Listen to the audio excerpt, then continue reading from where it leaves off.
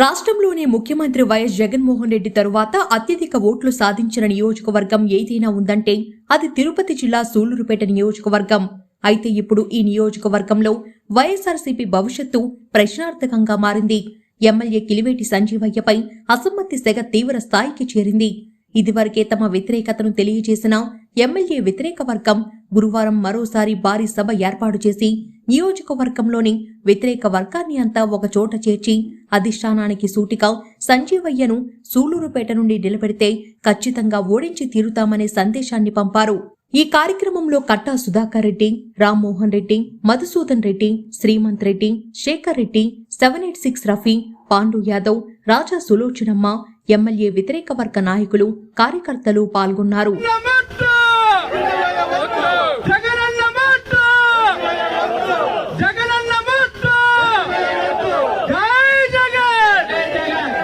నాయకుడు గాని పనితీరులు ఏ విధంగా ఉందంటే, ఏదైనా పదవి కావాలంటే జగన్మోహన్ రెడ్డి యొక్క అభిమానికి పదవి లేదు, రాజశేఖర రెడ్డి అభిమానికి పదవి లేదు, వైఎస్ఆర్ కాంగ్రెస్ పార్టీ అభిమానికి పదవి లేదు. 14 సంవత్సరాలుగా వైఎస్ఆర్ కాంగ్రెస్ పార్టీ కోసం పనిచేసినటువంటి ఏ నాయకుడికి పదవి లేదు. ఎమ్మెల్యేకి పక్కలేస్తావా, ఎమ్మెల్యేకి వంత పడతావా, ఎమ్మెల్యేకి కాళ్ళు వస్తావా, ఎమ్మెల్యేకి అనుచరుగా ఉంటావా, వాళ్ళకు మాత్రమే పదవులు. కానీ ఎవరైనా సరే వైఎస్ఆర్ కాంగ్రెస్ పార్టీ అభిమానులు కానీ, జగన్మోహన్ రెడ్డి అభిమానులు కానీ, రాజశేఖర అభిమానులు కానీ పదవులు ఉన్నాయా ఈ నియోజకవర్గంలో? నేను అడుగుతున్నా, ఉన్నాయా? లేవు. ఎవరున్నాయి? బహుశా ఈ ఆంధ్ర రాష్ట్ర చరిత్రలో 1-2 సభలు కనుక అది అధికార పార్టీలో ఉన్న ఎమ్మెల్యే మీద వేలాది మంది వ్యతిరేకంగా ఈ సభకు ఇచ్చేసినారంటే ఈ వ్యతిరేకతని మీరందరూ గమనించారు. కారణాలు మన జనార్దన్ చెప్పాడు, బాబు కాడి నుంచి, సునీల్ కాడి నుంచి, తర్వాత వచ్చేసి మన పైరు పెరిగిన కాడి నుంచి అన్ని చెప్పాడు.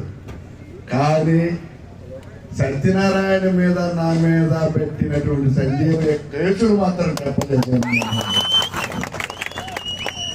ఆయన మీద, నా మీద ఒక కేసు పెట్టాడు, ఆయన మీద 4 సెక్షన్లు ఇదిచ్చాడు. నేరుగా ఆయన పోయి సీఎం కాలం మీద పడి కక్కి అతను బెత్తరపోయి ఏదో పెద్ద చచ్చిపోతాడు రా, ఏనాయన ఎక్కడున్నాయన ఈ కేసులు తొలగించమన్నాడు. అయినా ఇంకొక కేసు ఇంకా ఉంది మా రెడ్డి గారికి. ఆయన్ని చూస్తే బల్లమ్మే పారిపోయింది, ఇంకా విజయ్ టెక్స్టైల్స్ ఎక్కడ? ఆమె అడ్రస్ లేదు బల్లమ్మ గారు, ఆమె ఎక్కడ పోయి దాక్కున్నదో. కానీ జగన్మోహన్ రెడ్డి గారు ఎవరినైనా అంచనా వేయగలడు, ఎవరినైనా ఆలోచన చేయగలడు. మా దురదృష్టం ఏందో గాని ఆయన ఏమి మాయ చేశాడో, ఆ కాళ్ళు ఎట్ట బట్టి లాగాడు, ఆ ఏడుపులు ఎట్ట ఏడిచాడు, ఆ ఎట్ట దుర్లాగాడు, ఆయన మాయలో పడిపోయాడు. కానీ ఈయన కార్యకర్తల తోడు వినండి, హృదయాంతరాల్లో వచ్చినటువంటి ఆవేదన ఏంటంటే, ఒక మహాకవి చెప్పాడు, కనుబొమ్మలు వచ్చితే వినయం, కనుబొమ్మలు పైకి లేపితే విప్లవం అని మీకందరికీ కూడా నేను అసలు ఎందుకు ఈ పార్టీలో మొసలు వచ్చింది నియోజకవర్గం ఏమిటి ఆ కారణం? ఎవరు కారకులు? ఒక మన ఆయన అడుగుతున్నాడు, కారకులు ఎవరు? సత్యనారాయణ రెడ్డి గారు.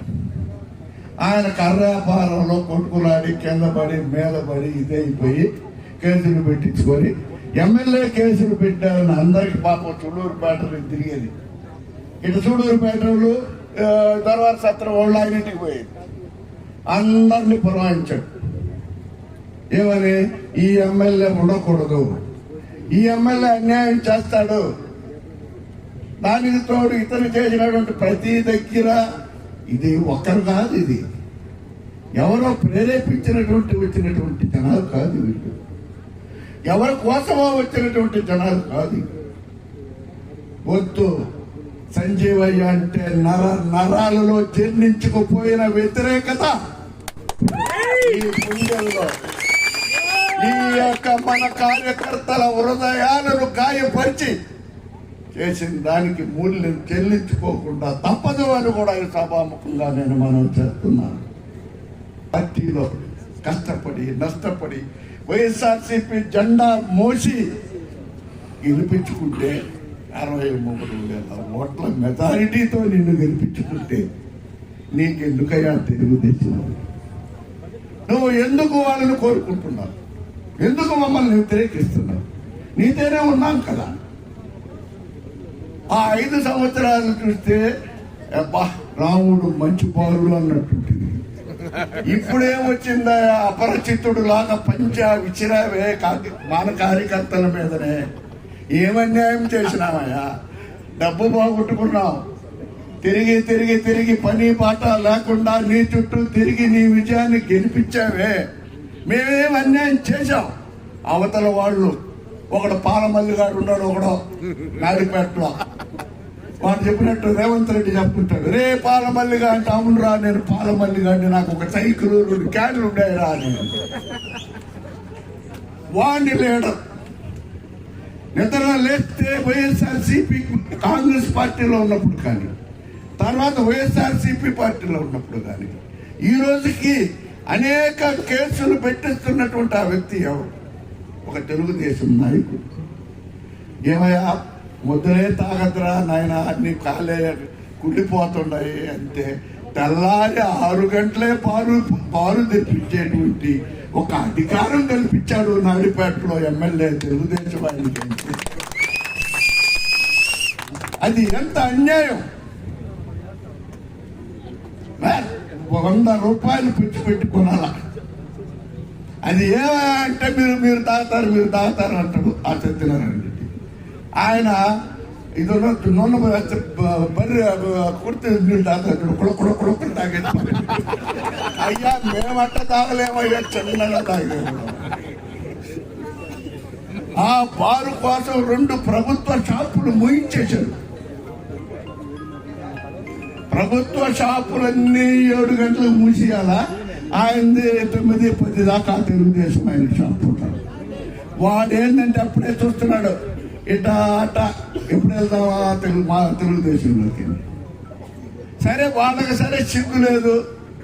వాళ్ళకి ఆ తెలుగుదేశం పార్టీలో ఆ నీరు చెట్టు మట్టి గిట్టి వాళ్ళు ఏం చేసేదంటే అక్కడ చెరువులో మట్టి ఎత్తేది, ఉదయగిరి నాయుడుకి అమ్మేది. మళ్ళీ అక్కడ గవర్నమెంట్లో బిల్లు చేయించుకునేది, ఉదయగిరి నాయుడు దగ్గర డబ్బు తీసుకునేది. అది నీరు చెట్టు. రోడ్డు ఎక్కడి నుంచి అంటే మేనకూరు నుంచి నాయుడుపేట టు మేనకూరు 2 బిల్లు అంటే ఇదైతే. అట్లా వాళ్ళు సంపాదించుకున్నారు. మాకు తెలివితేటలు కలవాడు. వాళ్ళు ఈ ప్రభుత్వం వస్తానే పట్టేశారు. ఒకడైతే కండు వేయాల, ఒక నాయకుడు వాడే కండు ఎత్తేసుకుంటాడు. ఎంత దిగ్గజ వాస్తవం, ఎంత దిగ్గజాగినటువంటి వ్యక్తులు. ఎందుకు అంటే వాళ్ళు అప్పుడు అలవాటు పడ్డారు, ఎట్ట తోలాలా ఎట్ట వయసు ఎట్ట తోలాలి. మన వాళ్ళకి తెలియదు. ఇప్పుడు కూడా ఇక్కడికి వచ్చారు అనుకున్నారు. మనోళ్ళు రోజు తెలుసుకునే అన్యాయం అయిపోతే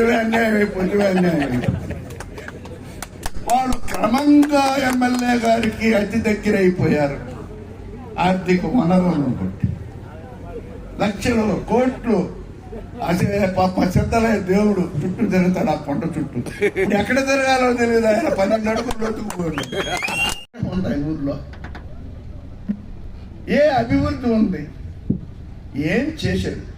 అదేమంటే మేము బంగారంగా మా ప్రాంతాన్ని గుండెల్లో పెట్టుకున్నటువంటి వైఎస్ రాజశేఖర రెడ్డి గారు మనస వాచ నీతిగా నిజాయితీగా నేను నిర్మిస్తే ఒకటే మాట, ఆయన డబ్బులు కొట్టేశాడు.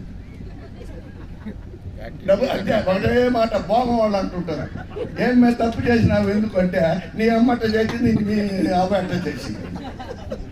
చేసి చూపించవయ్యా. పెద్ద మనిషి నాయకుడు అంటే 10 మందికి కార్యకర్తలకు ఉపయోగపడేవాడే నాయకుడు. చేతులు దాకా చొక్కాలు వేసుకొని వేదికల మీద ఉపన్యాసం చెప్పేవాడు నాయకుడు కాదు. 1000 మంది మహానుభావుడు రాజశేఖర రెడ్డి మా ప్రాంతంలో 1000 మందికి ఉద్యోగాలు అదే అయ్యా డబ్బులు తీసుకుని ఇప్పించేసి ఒకటే మాట. ఈడు ఏడు ఆ బీజే టెక్స్టైల్ చూడాడు, బతికాడో చచ్చిపోయాడో తెలియదు మాకు. ఆ నుంచి వెళ్ళిపోయి ఆ కర్ర రోడ్డు మీదకి పోయినాడు. ఆ కర్రోళ్ళు గుమ్మినారు. ఆ ఎమ్మెల్యే పోయి ఆ కర్రోళ్ళతో చేరినాడు. ఆయన పోయి కేసులు మీకు ఇచ్చేశారు. ఆ జగన్మోహన్ రెడ్డి అసలు అతనికి ఒక గుణం ఉంది. అది ఏంటి ఆ లాజిక్ అనేది నేను ఇప్పుడు అర్థమవుతున్నాను నాకు. అయితే ఈ వయసులో నేను చేయలేను. మోకాలు టచ్ చేయించాలి. ఆయన ఎవరు ఆ దావర పోతే దమాలని కాలు మీద పడతారు. మన పక్కన ఉన్నాడు చెప్పకండి, చెప్పండి. ఇది నిజమండి. ఈ కాళ్ళ మీద పడిపోయి పాపం ఆయన ఒక పదవి ఇచ్చినారు సెంట్రల్. పాపం అంత చదువు రాదు. అది జగన్మోహన్ రెడ్డి ఒక్కొక్క టెంకాయ ఇచ్చినట్టు. ఈ విధంగా సార్ మంచిది, ఆయన బాగుపడాలని కోరుకుంటున్నాం. తను చొక్కలు చూపిస్తానే మమ్మల్ని చొక్కలు చూపిస్తున్నాం. పార్టీ కోసం విధేయులుగా పనిచేస్తున్నవే తప్ప నువ్వు నీతోటి ఉన్నటువంటి నవరత్నాలు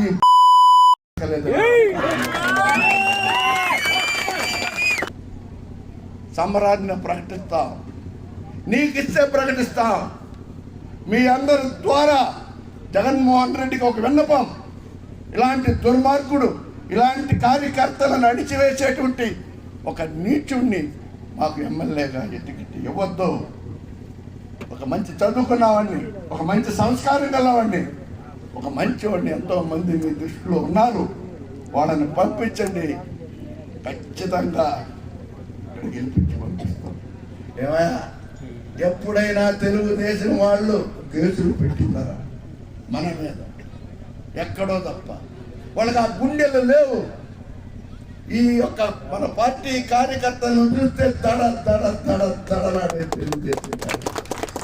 కానీ మమ్మల్ని హింసించి ఈ కార్యకర్తల్ని తెలుగుదేశం పార్టీ కంటే హీనంగా మమ్మల్ని హింసి మా మనసు గాయపరిచి వద్దురా రాజకీయం, ఈ డబ్బు లేకపోతే మధ్య కూడు నీళ్ళు కూడుతు ఇంట్లో కూడుకుంటాం అనే మంచిగా తెచ్చాడు. ఏమైనా 2 తూర్లు ఉన్నాడు. నేను వద్దంటున్నారా ఇంటికి పోతే పో. ఈయనే మమ్మల్ని పట్టుకుని గెలిచే చెట్టుని ఎందుకయా వాడబడుతున్నాను. నేను తన పెడతాను సంజయ్ గారు. సత్యవేడికి పోను. ఆడ నిన్ను గురించి చరిత్ర తెలీదు. గెలిచేటప్పటికే నువ్వు గెలిచిపోతావు, తర్వాత వాడు తావుడు కలుస్తావు. కాబట్టి నేను అదే చెప్తున్నా, జగన్మోహన్ రెడ్డి గారికి మరొక్క తూరి నేను విన్నవించుకుంటున్నా. మీరు మంచి అభ్యర్థిని పంపించండి. మిమ్మల్ని ఆరాధించేవాళ్ళం, మీ భక్తులం, మా గుండెల్లో ఎప్పుడు పెట్టుకొని ఉండేవాళ్ళం.